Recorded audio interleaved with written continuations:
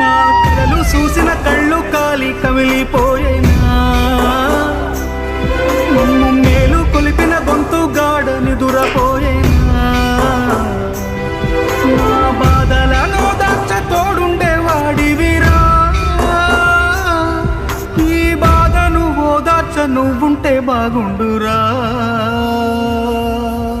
ఓరయ్యో నాయ్యా, ఓరయ్యో